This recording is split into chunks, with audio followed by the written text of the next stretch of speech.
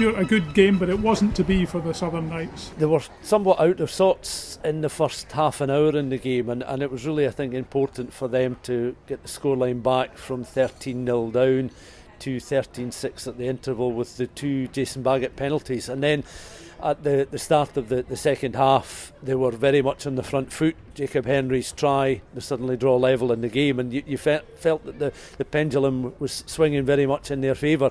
But Ayrshire Bulls, they're more than a team that simply can win contests like this through arm wrestling. You know, they've got a good rugby head on them as a collective team. They worked their way back into the game. They didn't panic. They consolidated the situation.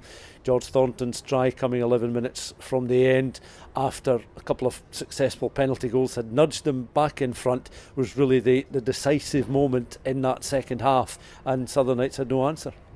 The two teams had played each other twice this season, one win each, so it was always going to be an interesting and close game too. It was always going to be a closely fought contest, and if you think back to just before the creation of the Super6 Championship, Ayr and Melrose, when Melrose were, you know, playing as Melrose rather than the guys of the Southern Knights, they were two of the dominant forces in the domestic game, winning countless premiership titles, playing inside the National Stadium countless times in cup finals and playing in playoff finals.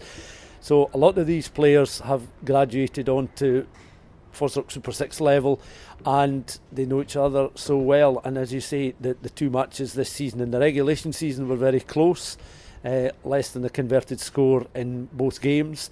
Today it was a little bit different, but if anything, I think, you know, Ayrshire Bulls perhaps won it without playing at their best. Southern Knights came into the game and they were somewhat below par, and they'll feel very frustrated by that. Do you think that it's a good competition? It was set up in 2019, obviously was curtailed last year. Has it been a competition that will continue, or will something else replace it, do you think? I think there's a long-term plan for this. I think that from a supporter's point of view, you're maybe disappointed that it is just involving 6 sides and you only have essentially 11 weekends of competitive matches, because the games have been very competitive. On average, there's only been 11 points separating the sides. Ayrshire Bulls came into today's game having scored 37 tries in 10 games. Southern Knights had scored 36. Boroughmuir, who were in 6th place in the table coming into this weekend, had scored 22. So defence is always the easier of the aspects of the game to work on, but during the course of the season, a lot of sides were very entertaining to watch. Watsonians had a very good start, and at one stage you felt that they might be there or thereabouts and being involved in this contest today. I think what people are crying out for is more of this. You go back to some years ago, the Premiership, when it was the old Division 1, had maybe a 14-game league season, but players had the districts and they had the internationals and they had a lot of sevens. I think a lot of these players are now finding themselves that they're unsure which direction they're going in, whether they can get into the professional ranks or whether rules may be relaxed and they can go back to the club game at some point. Wouldn't it have been better there was a Super 8, for instance, because there was criticism that there was no Glasgow teams in the competition? Perhaps so, and I think that the organisers of the tournament are looking for a certain standard on and off the park, and I think that they felt that coming into a competition like this, they obviously had it in mind to have cross-border contests as well with teams from Wales, so that would then increase the number of matches that the players would be involved in. Remember, these are squads of 31, so in a lot of cases they far outweigh the numbers of squads that or players would be involved in prior to the start of the season. So a lot of these players were very much challenging one another for a place week in, week out. If clubs had convinced, or perhaps if they had given more time for clubs to maybe make some adjustments to administration, to facilities, to matters on the park, then it may well have been a bigger tournament from the beginning. But I think they've always welcomed the conversation, the opportunity to have a conversation about expanding it, which I think it may well do at some point in the future.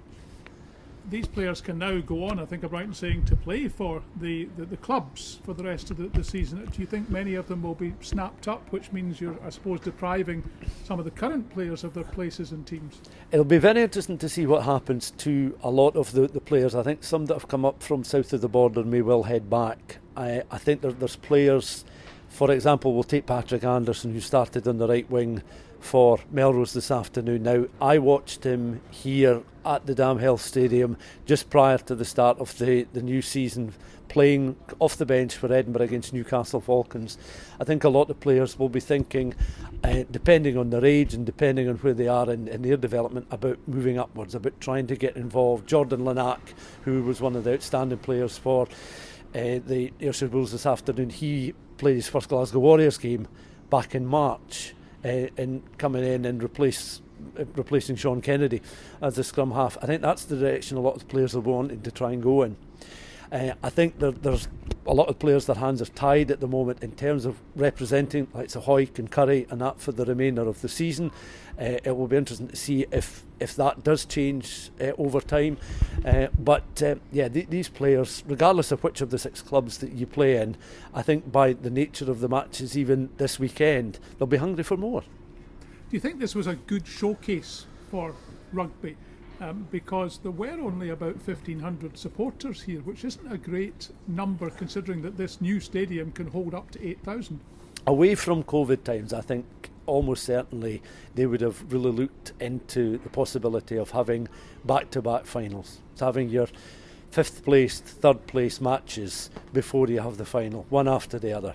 And as you say, a venue like this, out with COVID times, you'd expect almost a packed house. We've been inside the main stadium on finals day when we've had four border sides occupying 4 of the 6 places in 3 finals, and there's been in excess of 20,000 inside the stadium. So I think maybe their hands were tied a little bit with COVID and the fact it was a live televised game and it's a pretty filthy afternoon.